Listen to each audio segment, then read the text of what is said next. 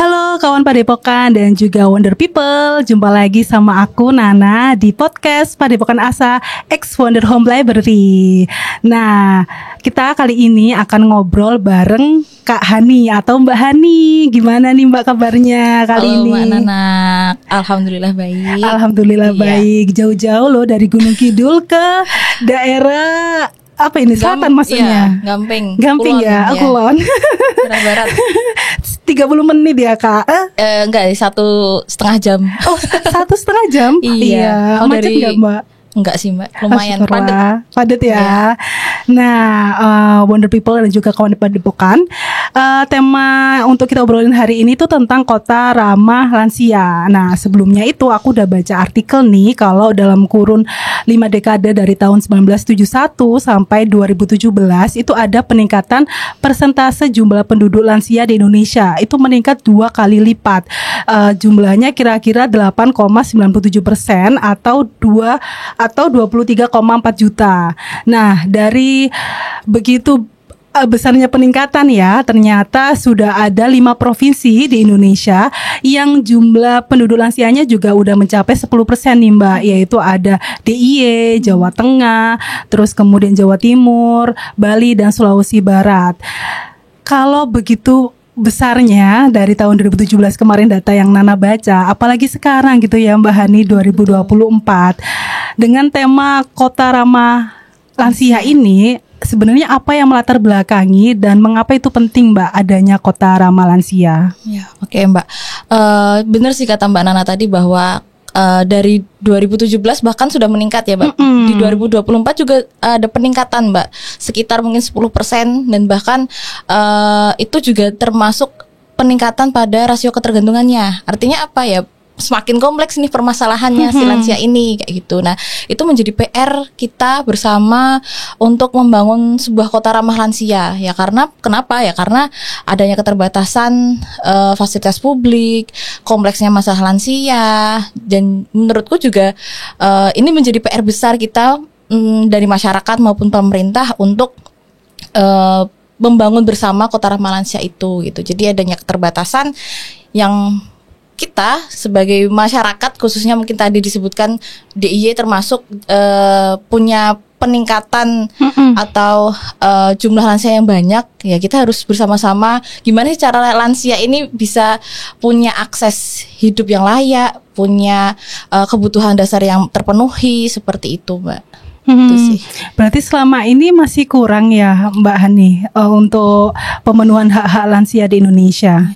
Kalau dari riset yang saya pernah baca juga ternyata memang benar gitu. Lansianya banyak, tapi kita sebagai masyarakat juga belum masih apa ya Mbak ya, mungkin apa sih lansia tuh kayak gitu. Kadang kita sama orang tua aja, alah Bu cuma kayak gitu. Padahal banyak nilai-nilai lansia yang perlu kita sadari. Lansia juga kadang tuh karena sudah menurun ya Mbak, mungkin di podcast sebelumnya juga sudah dijelaskan bahwa ada penurunan fisik, ada penurunan mental kayak gitu. Nah artinya apa? Lansia yang semakin menurun ini, semakin terbatas ini, kita kadang meremehkan gitu. Apa sih Mbah tuh kayak gitu, dan kadang juga kita sebagai tetangganya ya udah nggak mau ngurusin lagi karena mereka sudah terbatas segala aksesnya. Nah itu PR kita bersama-sama untuk meningkatkan kebutuhan mereka, kesejahteraan mereka, khususnya ini juga sudah diatur gitu dari aturan pemerintah gitu Mbak. Jadi ini PR bersama-sama kita sih. Iya, dan apalagi nih Mbak yang aku baca di artikel itu, bahkan masih banyak lansia menjadi kepala keluarga. Jadi mereka itu harus bekerja melebihi, kadang tuh ada yang lebih dari 8 jam per hari gitu ya. Berarti itu memang keadaan di mana-mana kita harus memperhatikan lansia juga ya Mbak. Betul Mbak. Jadi kalau kita tengoklah BPS gitu ya, dari sekian banyaknya data bahwa ternyata lansia yang bekerja, lansia yang jadi kepala rumah tangga, bahkan lansia perempuan itu masih banyak yang mereka masih bekerja seperti itu. Artinya apa? Ya mereka harus menghidupi kehidupan mereka sendiri, mereka tidak tergantung dengan siapa-siapa gitu. Kecuali mungkin yang lansia yang pensiunan PNS gitu ya, mungkin berbeda lah dengan kelompok lansia yang mungkin dia tidak bekerja di pegawai negeri seperti itu, misalnya petani, buruh, dan ternyata itu angkanya cukup tinggi Mbak sebenarnya. Oke. Nah, berarti memang Kota Ramah Lansia ini diharapkan ini warga senior ini lebih merasa nyaman tinggal di situ, nyaman dan aman begitu ya Kak Hani ya. Iya betul Mbak, karena sebenarnya saya juga baru baca bahwa ternyata pemerintah tuh sudah aware loh terhadap Kota Ramah Lansia. Bahkan dari kita kalau mengacu pada peraturan pemerintah dari Peraturan Menteri Sosial nomor 4 2014 di tahun 2014 bahkan sudah mengatur gitu loh Mbak. Ternyata Kota Ramah Lansia itu penting loh gitu. Penting untuk isu kompleksnya masalah lansia seperti itu, keterbatasan fasilitas dan sebagainya seperti itu Mbak. Itu sih. Kalau dari pemerintah masih gimana nih Mbak yang Kak Hani tahu untuk para lansia ini? Oke. Kalau dari apa ya implikasinya atau mungkin dari permennya, kita lihat dari permennya itu ya Mbak ya, bahwa ternyata ada banyak kriteria yang harus terpenuhi oleh kota yang dia menjadi sebuah kriteria Kota Ramah Lansia. Nah, dari riset salah satu riset yang saya baca juga di tahun 2013 bahwa ternyata Kota Yogyakarta salah satunya Mbak di tahun 2013 sebenarnya 2030 tuh sudah menjadi kota layak atau Kota Ramah Lansia. Karena apa? Karena ada banyak kriteria yang sudah terpenuhi oleh Kota Yogyakarta. Hanya beberapa kriteria yang belum cukup untuk menjadi kriteria Kota Ramah Lansia. Tetapi dari 15 kriteria tersebut ternyata Kota Yogyakarta termasuk menjadi kota yang ya kita bisa dikatakan di tahun 2030 ini menjadi kota yang lebih layak seperti itu sih Mbak. 2030 berarti ya bentar lagi sebenarnya ya betul, Mbak. 6 tahun lagi lah. Nah, itu kan julukannya kan Kota Ramah Lansia. Apakah hanya berlaku di kota? Sedangkan misalkan di IE sendiri kita punya satu kota 4 kabupaten. Nah, kan harusnya enggak hanya di kota aja ya Mbak. Di kabupaten pun juga bisa membuat lingkungan yang para lansianya ini, warga seniornya ini menjadi lebih nyaman tinggal di situ. Kenapa julukannya itu harus Kota Ramah Lansia? Tapi kan sebenarnya harus semua kan ya, Mbak. Betul, iya. Kalau dari peraturannya itu sebenarnya mengacu pada kawasan, Mbak. Jadi kabupaten kota seperti itu tingkatannya ya berarti dari kota, kabupaten, dan provinsi seperti itu Mbak. Jadi kalau dari peraturannya sendiri bahwa di permen itu dikatakan bahwa yang pemerintah daerah juga termasuk harus mengurusi masalah lansia ini, masalah kawasan ramah lansia ini seperti itu. Karena kenapa ya? Yaitu tadi kembali bahwa Kota Ramah Lansia ini tidak hanya PR pemerintah pusat, tapi juga pemerintah daerah dan juga masyarakat, bahkan dunia usaha seperti itu. Jadi antar stakeholder juga harus saling mendukung gitu. Tidak hanya PR-nya pemerintah pusat, ada bonus demografi seperti itu sih Mbak. Nah, contoh-contoh kalau misalkan semua elemen ini bekerja sama, misalkan dari masyarakat itu seperti apa Mbak Hani? Kemudian kalau dari pemerintah seperti apa? Dan juga stakeholder lainnya itu seperti apa? Oke. Kalau dari pemerintah ya Mbak, sebenarnya kalau pemerintah memang pemerintah tugasnya apa sih kayak gitu ya? Pemerintah ya salah satunya perlu ada sebuah kebijakan yang mana itu untuk mengatur suatu daerah tersebut. Berarti kan ada peraturan daerah, ada peraturan wali kota misalnya. Nah, dari peraturan itu kan berarti menjadi dasar kita. Oh, ini menjadi Kota Ramah Lansia nih, harus seperti apa kita di bawah itu untuk melakukan hal apa seperti itu. Nah, itu yang pertama.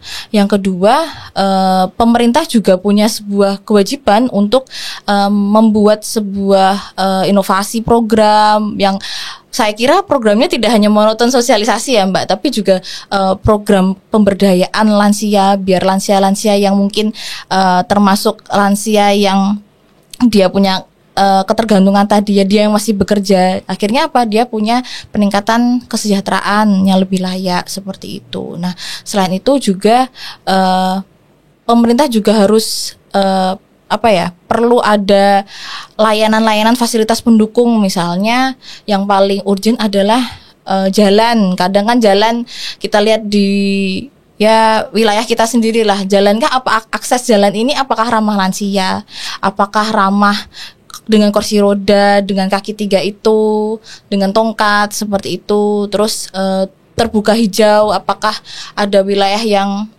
ya untuk lansia tuh enak lah untuk duduk, untuk bersantai, fasilitas-fasilitas termasuk layanan kesehatan. Kadang kita di puskesmas masih melihat ada kursi khusus lansia tapi ditempati oleh orang dewasa. Nah kadang kan itu adalah sebuah hal yang menurutku sederhana, tapi ternyata nggak semua orang loh memahami betapa lansia tuh penting untuk kita jaga bersama seperti itu.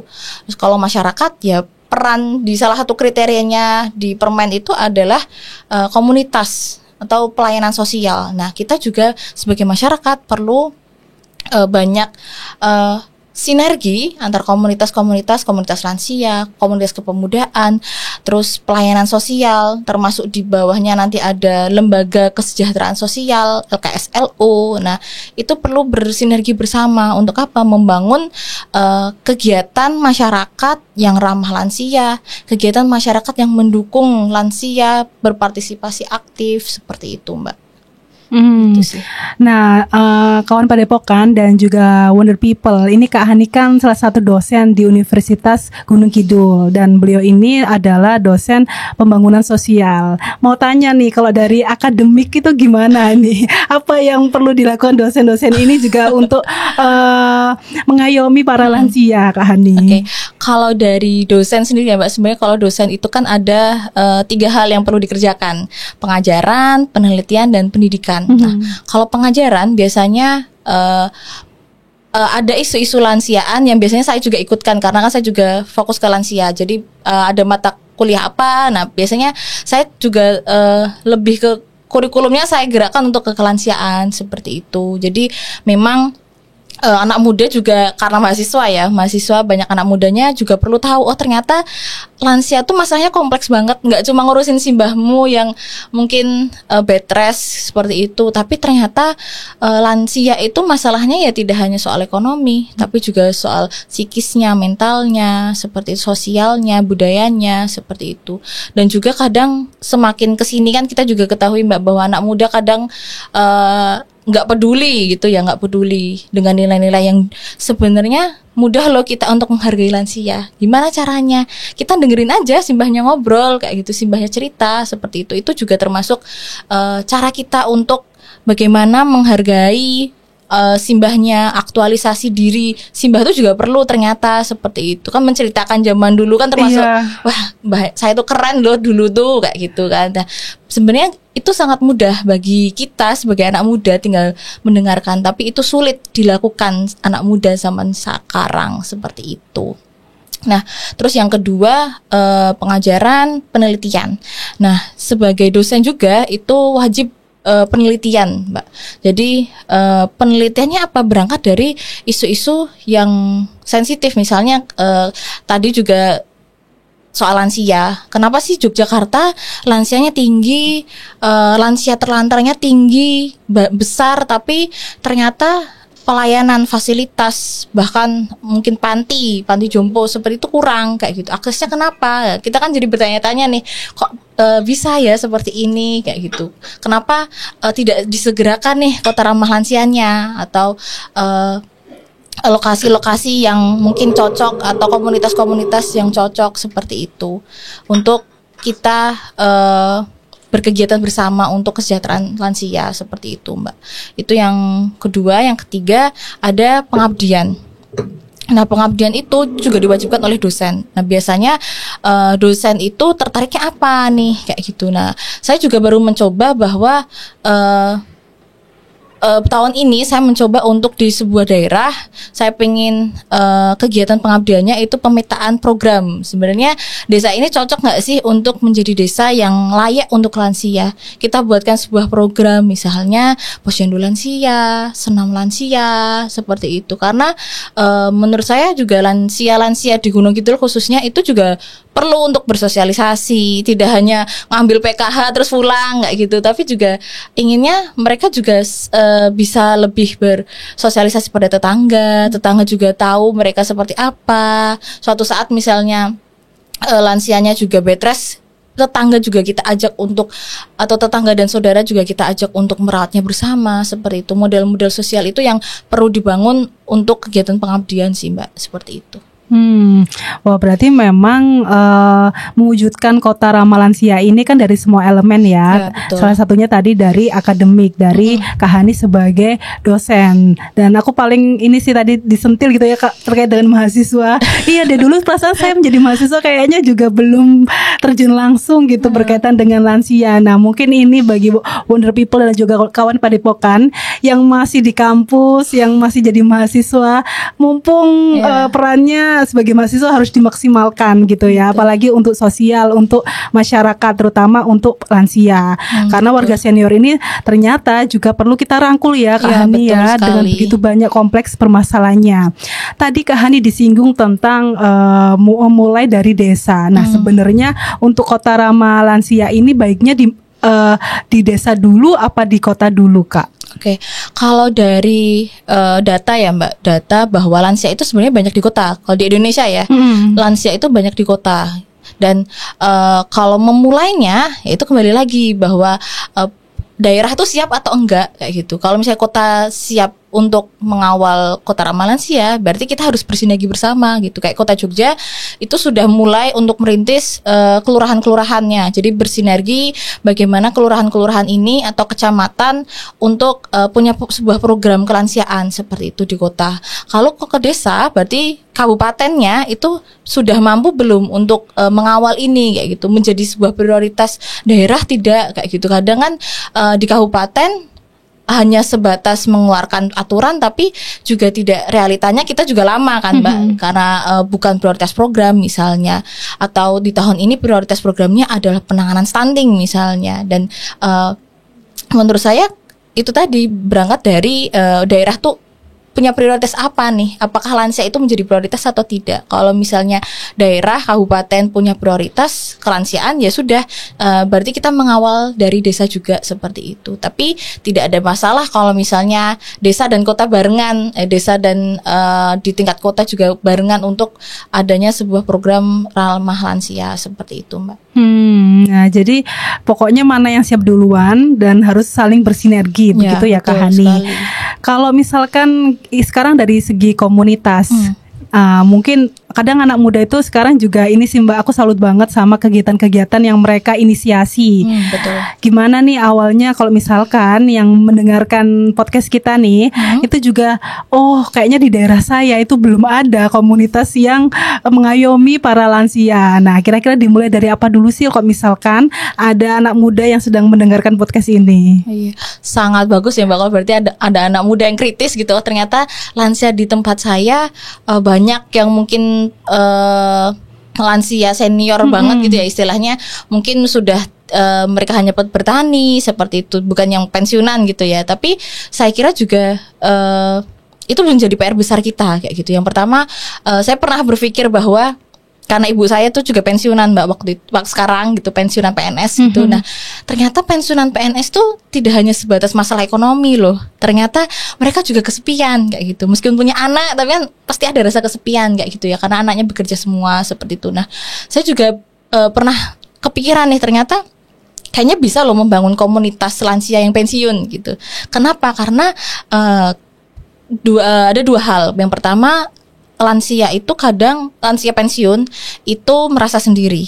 Yang kedua, lansia pensiun yang dia masih aktualisasi diri, jadi dia masih bekerja, mungkin ikut kegiatan-kegiatan apa kayak gitu. Nah tapi tidak terpungkiri bahwa dua pensiunan ini itu masih merasakan kesendirian seperti itu. Nah saya jadi kepikiran, apakah bikin komunitas lansia pensiunan kayak gitu, yang saya juga jadi tertarik waktu itu.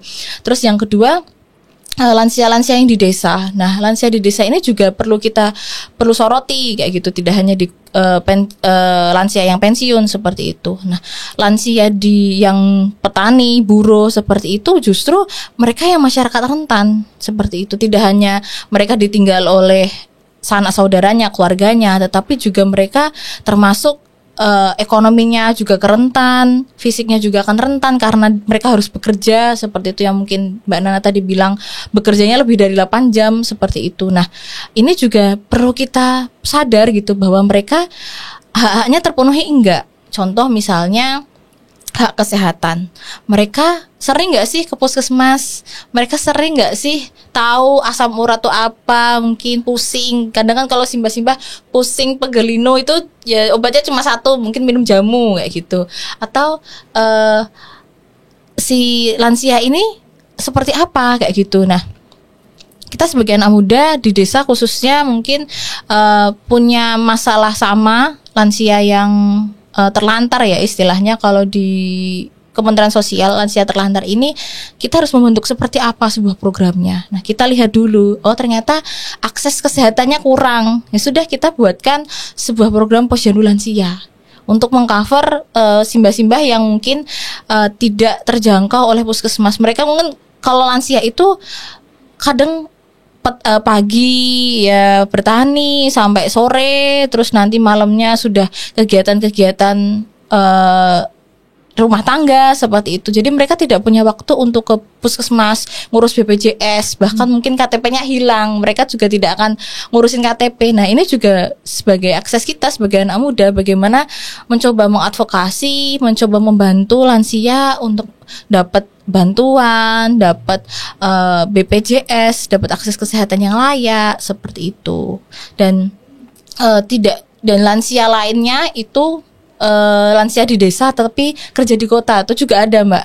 Jadi misalnya itu banyak kita jumpai di Pasar Beringharjo, Pasar Gamping, itu juga banyak bahwa banyak lansia di desa dia masih kerja jadi buruh gendong.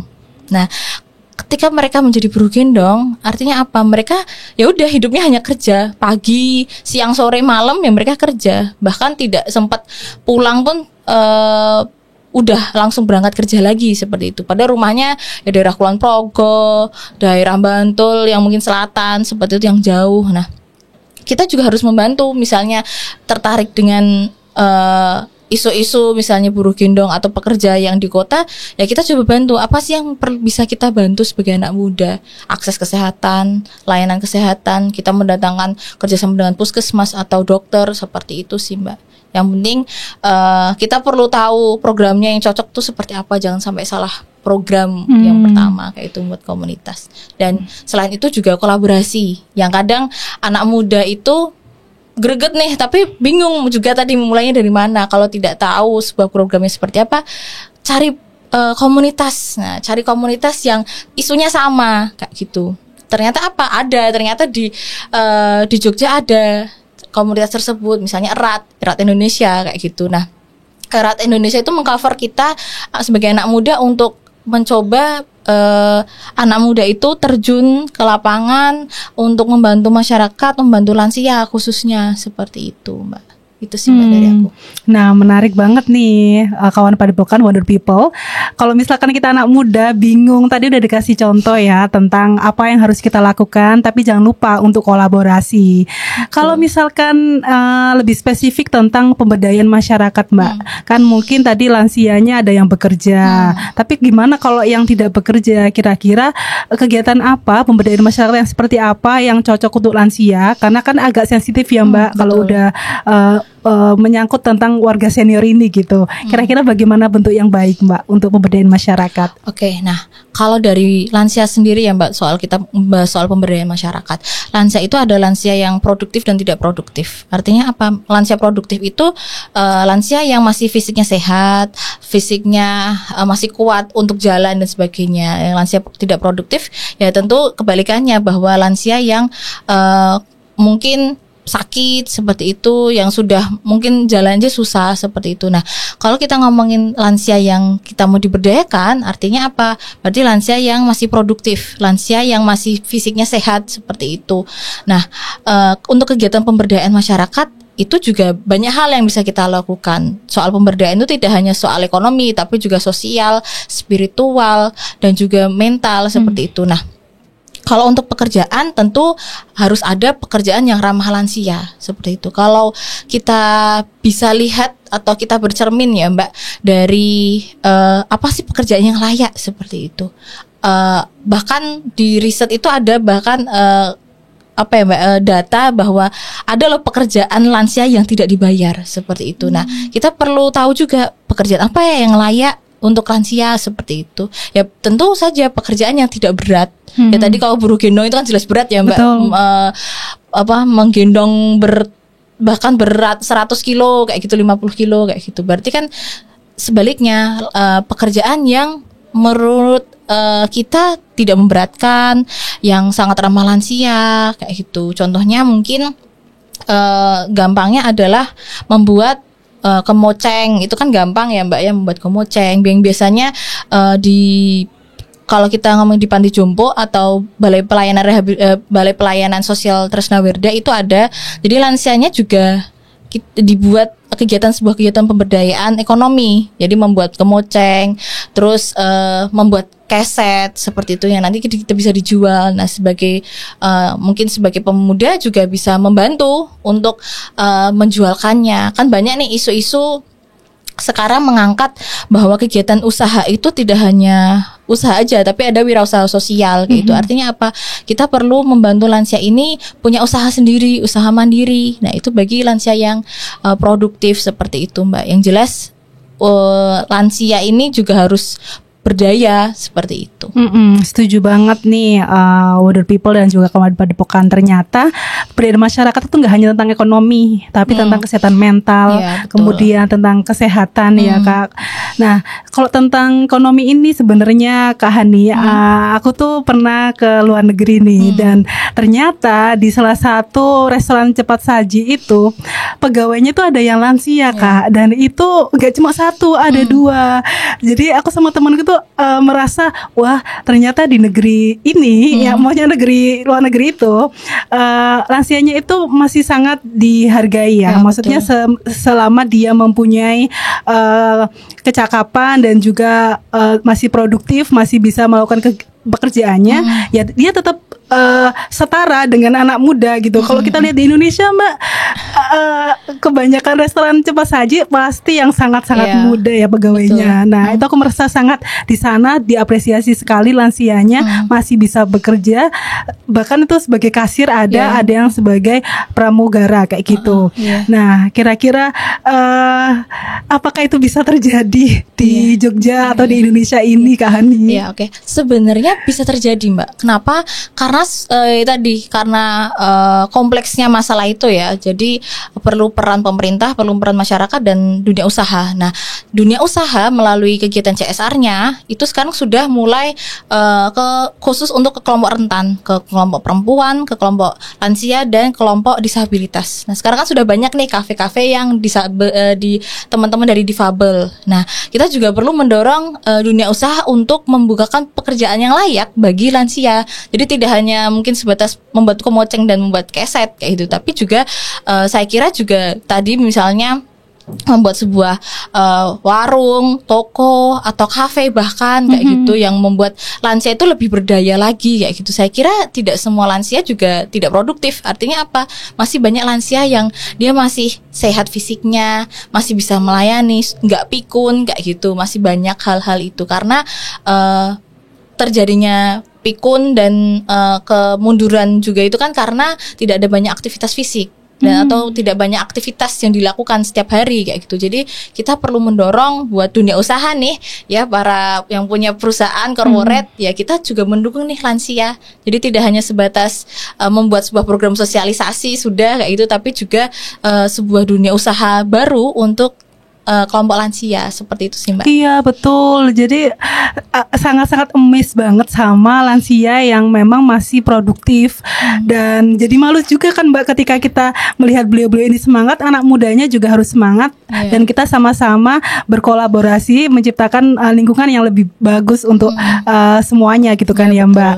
Nah sekarang kalau untuk menciptakan kota ramah lansia, kita itu ini maksudnya terlambat atau enggak ya Mbak? Kalau ingin, ini sebenarnya gimana kalau kita mau membangunnya? Oke, kalau soal terlambat atau enggaknya Mbak, sesuatu hal itu tidak ada yang terlambat menurut saya. Pasti kalau pemerintah, khususnya pemerintah, masyarakat sudah mulai aware dengan lansia, ya sudah ayo kita lakukan bersama-sama, bersinergi bersama kayak gitu. Komunitas, lembaga kesejahteraan sosial, lalu mungkin asosiasi profesi yang lain, pemerintah di tingkat daerah dan dunia usaha perlu kita bangun bersama-sama sinergi untuk tadi mencapai kota ramah lansia. Jadi saya kira itu tidak akan terlambat, karena apa, semakin tahun ternyata semakin kompleks nih masalahnya, semakin meningkat, ketergantungan juga semakin meningkat. Daripada besok-besok, kenapa kita harus nunggu besok lagi aja, kayak gitu sih Mbak.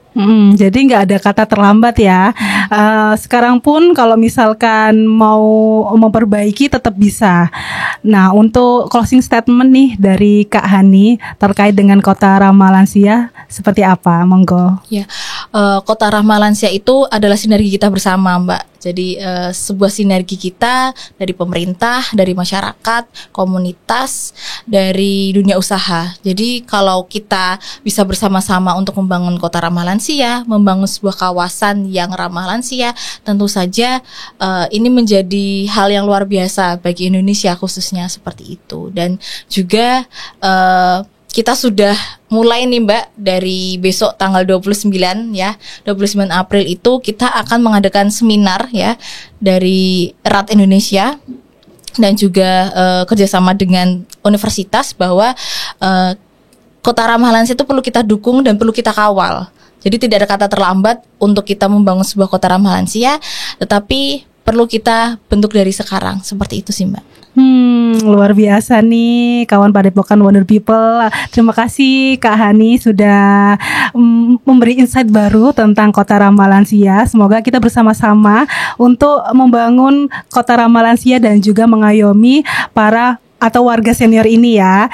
Itu saja mungkin Kak Hani yang bisa kita obrolin kali ini. Tapi jangan lupa untuk kawan Padepokan dan juga Wonder People, nantikan podcast Padepokan Asa X Wonder Home Library selanjutnya ya. Aku Nana, sampai jumpa lagi. Terima kasih.